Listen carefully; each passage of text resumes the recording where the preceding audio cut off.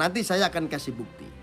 Terus saudara, psikis yang dikatakan korban pemerkosaan secara umum dan melihat fakta psikis yang tidak lazim.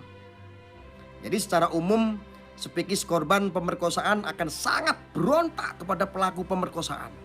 Perasaan sakit hati dan fisik tentunya sangat mendominasi bagi si korban. Sikap benci dan antipati kepada pelaku pemerkosaan akan didapati pada korban dari saat peristiwa pemerkosaan tersebut terjadi. Namun yang terjadi pada diri Miley sangat bertentangan dengan psikis seorang korban pemerkosaan. Yang semua perilaku umum psikis korban pemerkosaan tidak didapati pada diri Miley tersebut. Allah kemarin malah karaokean. Lagi nyanyi-nyanyi dia. Dan justru Miley menaruh hati dan mencintai orang yang katanya dituduh memperkosanya. Lucu ya, orang yang memperkosa malah dia ngejar-ngejar. Malah dia mencintai. Ya. Apakah seperti ini? Apakah seperti tadi yang saya sampaikan? Perilaku psikis yang katanya korban pemerkosaan? Yang katanya Miley korban justru meminta MSA untuk merasakan perasaan hatinya kepada MSA. Justru sebaliknya, MSAT bersikap menanyakan fitnahan Miley kepada MSAT. Jadi ada muatan ancaman ketika MSAT tidak merespon perasaan Miley.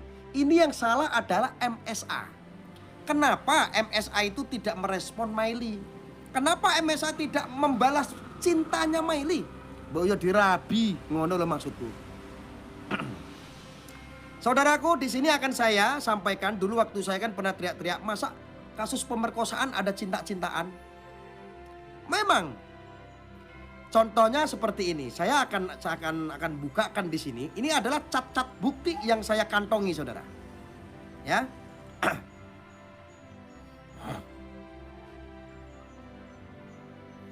Ini adalah catatan Miley kepada seorang MSAT yang saat ini divonis 7 tahun.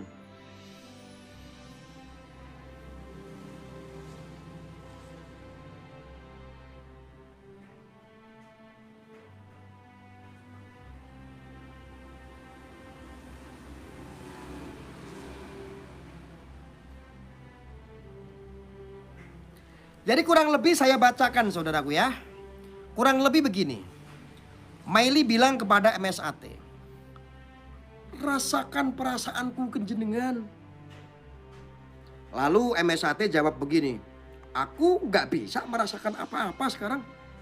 Aku hanya merasakan bau anyir nanah yang dilemparkan kepadaku. Itu jawaban MSAT karena gejolak fitnah di luar sana. Dia sangat malu. Ya, saya ulangin. Si Miley bilang begini, rasakan perasaanku kenjenengan.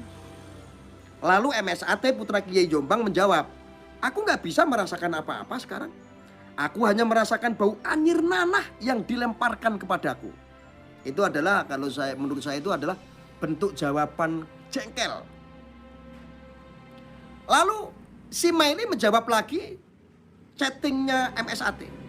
Ya sudah, jika itu yang jenengan rasakan gak apa-apa. Saudaraku, itu diketik tanggal 10 Juni jam 10 lebih 7 menit pagi hari. Ini adalah ada bukti-bukti forensik ya yang saya sampaikan di sini. Ini ada bukti-bukti forensik. Ini kalau seandainya ada orang-orang ahli hukum pidana biar tahu apakah betul kasus pemerkosaan itu seperti itu? Apakah betul apa yang saya sampaikan tadi tentang psikis orang yang menjadi korban pemerkosaan itu seperti itu? Ya gitu loh, kurang lebihnya ya. Lalu saya lanjut dengan yang tadi, saudaraku. Apakah seperti ini perilaku psikis yang katanya korban pemerkosaan? Apakah seperti ini? Apakah seperti ini psikis yang katanya korban pemerkosaan merindukan si pelaku? Jadi apakah betul orang yang memperkosa malah dia rindukan gitu? Mengajak bertemu pelaku pemerkosaan. Di sini dibuktikan bahwa Miley sangat dilanda asmara kepada MSAT. Dan itu dikembalikan dari fakta laporan fitnahan yang dituduhkan kepada MSAT. Saya pernah bilang bahwa pelaku pemerkosaan ini hoax. Mana ada orang-orang diperkosa, ada sayang-sayangan, cinta-cintaan. Ini adalah bukti chat seorang Miley kepada MSAT, saudara. Ini forensik.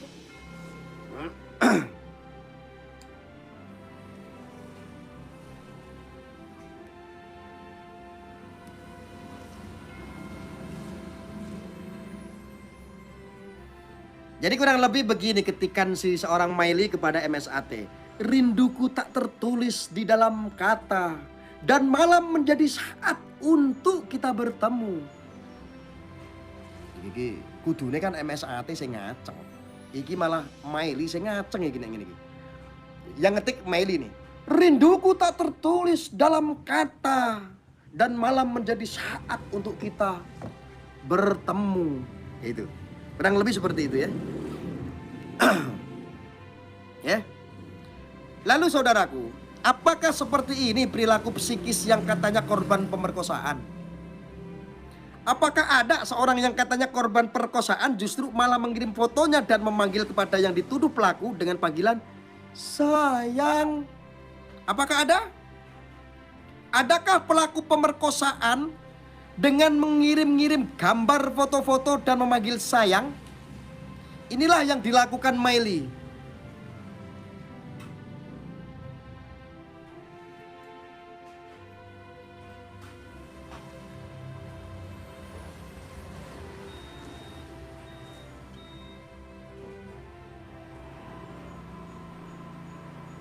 Kurang lebihnya begini saudara.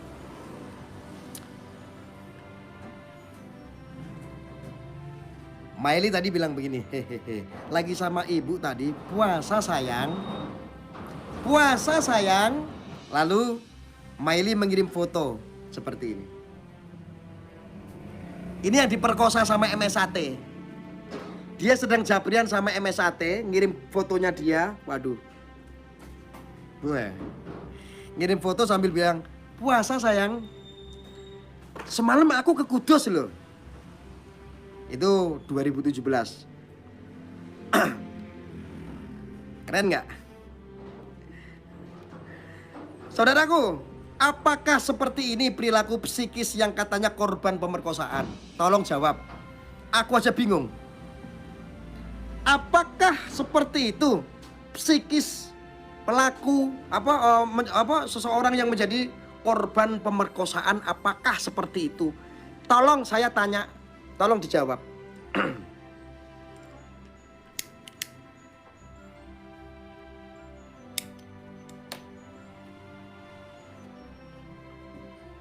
Tolong jawab saudaraku. Nanti saya lanjutkan, saya tak sambil ngopi sejenak. Tolong ambilin casan dong, pinjam casan aib. Nanti untuk masalah Ibrahim Samad itu siapa tak buka nanti ya setelah ini ya. Ibrahim Samad itu sebetulnya siapa? Sebentar, nanti tak buka di sini. Karena saya sudah melakukan tracking terhadap anak ini. IP-nya juga sudah saya pegang semua. Nanti jangan bahas dulu masalah si Samad. Samad nanti aja. Itu mah biasa lah ya. Nanti saya buka ya si Samad siapa ya. Nah yang namanya akun Ibrahim Samad itu siapa? Saya buka apa enggak saudara? Dibuka apa enggak? Dibuka apa enggak? Dibuka apa enggak?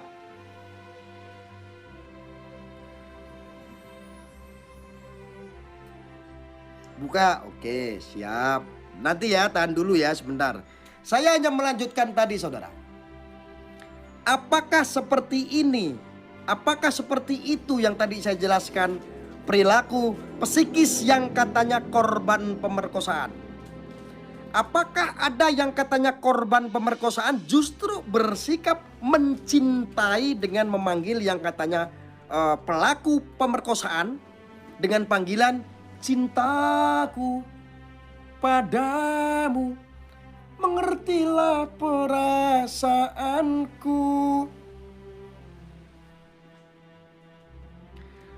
Lalu juga dia ada japri-japrian, ada cat-catan saat itu saudaraku. Bahwa Miley pernah chat kepada MSAT Jangan marah terhadap mereka, itu sudah resiko jenengan cintaku. Cie cie cie. Ini saudara, ini adalah bukti forensik yang kami dapatkan. Ya.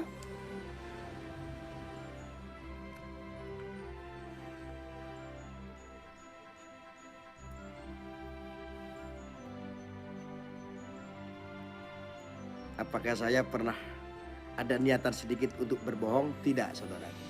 Saya menyampaikan dari dulu adalah berdasarkan fakta hukum, fakta sidang, termasuk bukti-bukti investigasi yang kami dapatkan.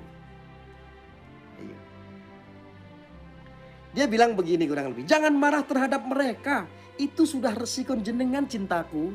Ketika MSAT itu sibuk menutup fitnahan-fitnahan yang ditujukan kepada dirinya, lalu si Miley memberikan semangat, jangan marah terhadap mereka, itu sudah resiko jenengan cintaku.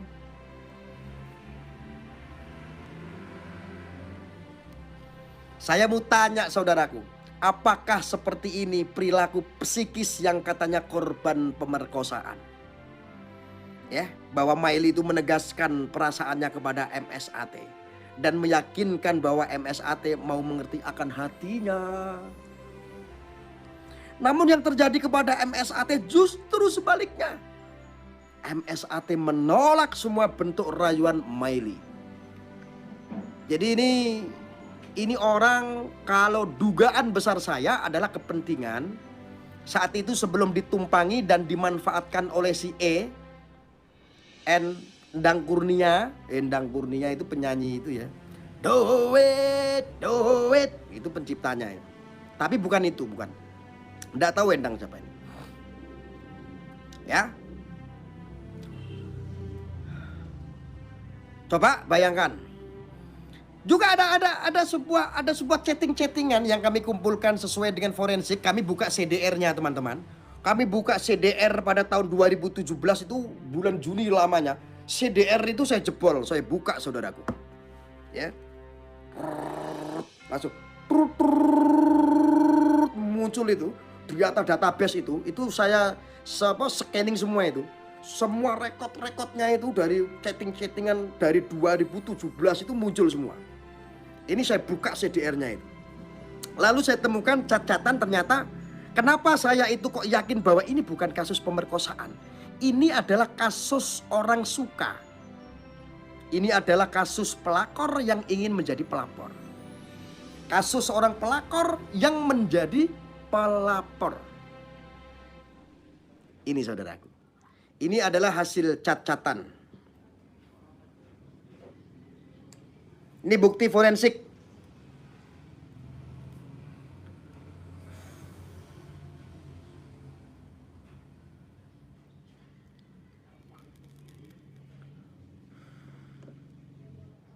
Di sini kurang lebih begini saudaraku.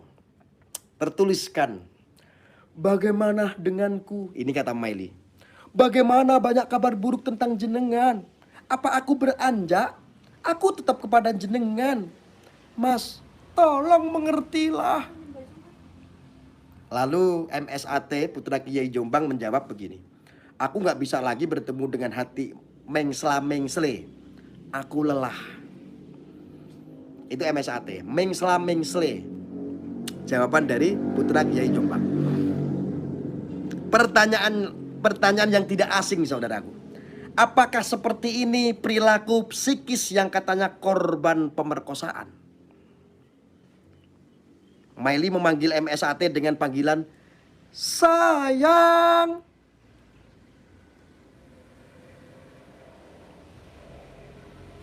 Bagaimana?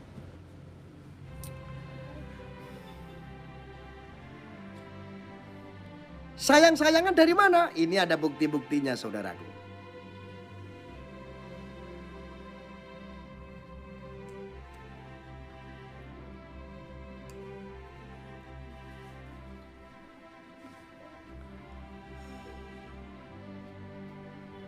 Jadi kurang lebih tulisannya begini. Begitunya kepada jenengan pasti ada sebabnya sayang. Itu di 2017. Lalu dia ngetik lagi. sayang. MSAT nggak membalas, dia cuek. MSAT ini juga, cukup bandel juga ini. Wah, ada cewek bu. Kalau saya mah daripada cuma difitnah, mending di beles sekalian daripada orang kerasa ke. Kacau nih. Tapi ini perempuan hebat. Perempuan hebat, ibaratnya begini. Ini umpamanya seandainya saya itu Meli nih, saya ini orang yang nggak punya ya. Ih, bayangin ya kalau gua jadi suaminya MSAT. Gila bro, dia punya pabrik rokok loh. Dia punya hotel berbintang bro. Dia putra tunggal loh Kiai Tar. Wah, dia juga seorang pejabat di organisasi. Namanya OPSID. Organisasi Pemuda Sidikiyah. Ih keren loh, itu terlibat uangnya banyak loh. Uang banyak itu ada di pabrik rokok, ada. Waduh, pasti akan kaya kalau mendapatkan MSAT. Gak peduli deh dia maupun punya istri gitu. Kan aku masih bisa kok jadi istri yang kedua, cie. Yang penting fulus banyak. Ya kan? Apakah seperti ini perilaku psikis yang katanya korban pemerkosaan? Terus yang katanya Meli, korban justru berusaha menguatkan hati MSAT untuk melawan fitnahan yang ditujukan kepada MSAT. Dan Meli justru akan membantu MSAT menghadapi fitnahan yang ditujukan kepada MSAT. Dan justru Meli malah merindukan MSAT. Tahu nggak? Waktu itu Meli juga pernah mengatakan sesuatu. Meli ngetik itu pada bulan Mei tanggal 25. Ini hasil dari tracking. Bukan hasil dari tracking. Hasil dari membongkar CDR yang ada di ponsel. Dengan teknologi canggih. Hebat ini. Ini penemu-penemu intelijen-intelijen kita itu hebat bang. Ya. Kemudian bagaimana kata si Meli? Kita cuma bisa memperbaiki. Jenengan yang kuat ya, kebenaran akan bertahan dan kebatilan akan lenyap. Dia mensupport MSAT dengan fitnahan-fitnahan itu kan. Jika jenengan membutuhkan sesuatu, katakan saja. Dan kulo berusaha untuk bisa membantu. Aku merindukan jenengan.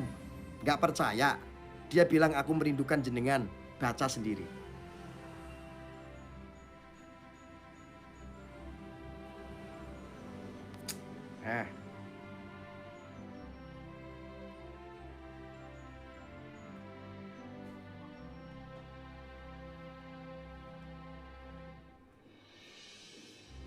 Paham, saudara? Paham ya? Aku merindukan jenengan. Oke, saya lanjut saudaraku. Untuk masalah si Ibrahim Samad itu sebetulnya siapa? Yang berkeliaran di sosmed, saya nanti akan bongkar di sini, tetapi harap bersabar. Bersabar.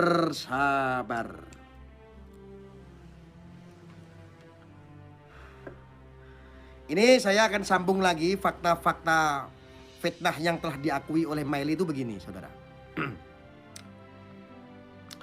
Sebetulnya fakta digital forensik ini menunjukkan bahwa Meli telah mengakui sendiri bahwasanya dia telah melakukan fitnahan keji kepada MSAT karena fitnahan tersebut telah terlanjur beredar luas, maka Meli tidak bisa berbuat banyak terhadap apa yang telah dia lakukan kepada MSAT. MSAT itu sudah Meli itu sudah mau maju kena, mundur kena saat itu ketika diperalat untuk memfitnah MSAT. Lalu kebingungan Meli semakin menjadi karena keterlibatan perasaannya kepada MSAT. Ini sebelum dimanfaatkan yang terlalu jauh ya, si Meli ini. Ya, buktinya adalah tadi dia pernah ngetik. Kemudian bagaimana kita cuma bisa memperbaiki, jenengan yang kuat ya, kebenaran akan bertahan dan kebatilan akan lenyap. Jika jenengan membutuhkan sesuatu, katakan saja. Dan kulo berusaha untuk bisa membantu, aku merindukan jenengan. Itu kata Meli terhadap MSAT. Ya, ini adalah fakta yang saya sampaikan berdasarkan forensik. Ya. Lalu pertanyaannya, apakah seperti ini perilaku psikis yang katanya korban perkosaan? Apakah seperti ini perilaku yang katanya korban perkosaan kepada yang dituduh pelaku? Maili justru berusaha merayu kepada MSAT agar tidak tenggelam pada perasaan duka karena dampak fitnahan dan dia dan pihak-pihak EYNEN lakukan terhadap MSAT. Ya. Lalu ada di sini sebuah ketikan yang setelah saya bongkar CDR dengan alat tercanggih pada tanggal 25 Mei 2017. Lalu Mei